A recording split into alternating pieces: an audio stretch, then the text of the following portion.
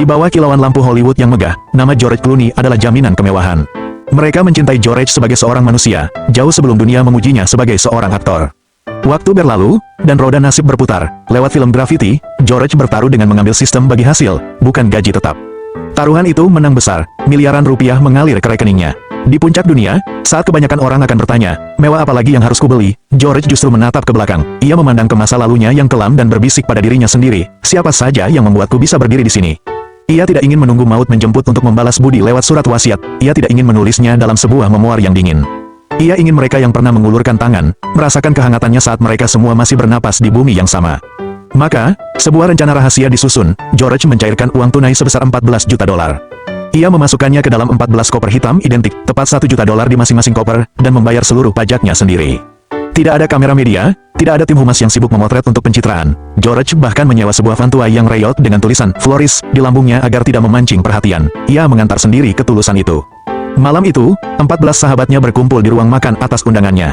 Di samping setiap kursi, sebuah koper hitam misteri tergeletak diam. Suasana beralih dari tawar renyah menjadi keheningan yang magis saat George berdiri di ujung meja. Matanya berkaca-kaca menatap wajah-wajah di hadapannya. Ia mulai berbicara tentang malam-malam dingin di sofa mereka. Tentang uang receh yang dipinjamkan untuk membeli makan.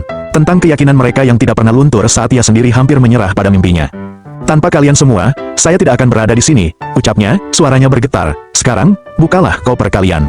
Ketika resleting koper dibuka, ruangan itu seolah kehilangan udara. Di dalamnya, tumpukan uang 1 juta dolar berkilau di bawah lampu ruangan. Seketika itu juga, air mata tumpah. Ada yang terpaku tak percaya, ada yang saling berpelukan erat. Bagi salah satu sahabatnya yang saat itu masih harus mengayuh sepeda setiap hari demi menghidupi keluarganya, isi koper itu bukan sekadar uang, itu adalah napas baru, itu adalah jaminan bahwa esok hari keluarganya akan baik-baik saja. Randy Gerber, salah satu sahabatnya yang sudah kaya, sempat menolak, namun George menatapnya tajam dan berkata, jika kamu tidak menerimanya, maka tidak ada satupun dari kita yang akan membawanya pulang.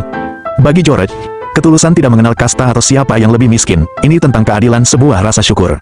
Bertahun-tahun kemudian, ketika ditanya mengapa ia melakukannya, George hanya tersenyum sederhana. Ia tahu manusia seringkali menunda kata terima kasih, berpikir bahwa nanti selalu ada. Padahal, momen terbaik untuk bersyukur adalah saat orang-orang yang berjasa itu masih bisa duduk di meja yang sama dengan kita. Kisah ini adalah tentang sebuah ingatan yang menolak untuk lupa. Sebab di dunia yang seringkali melupakan sesama setelah mencapai puncak, hadiah terbesar yang bisa kita berikan kepada seseorang bukanlah materi, melainkan sebuah pengakuan yang tulus. Aku ingat. Aku tidak pernah melupakanmu, aku di sini, karena kamu pernah ada di sana saat belum ada satu orang pun yang bertepuk tangan untukku.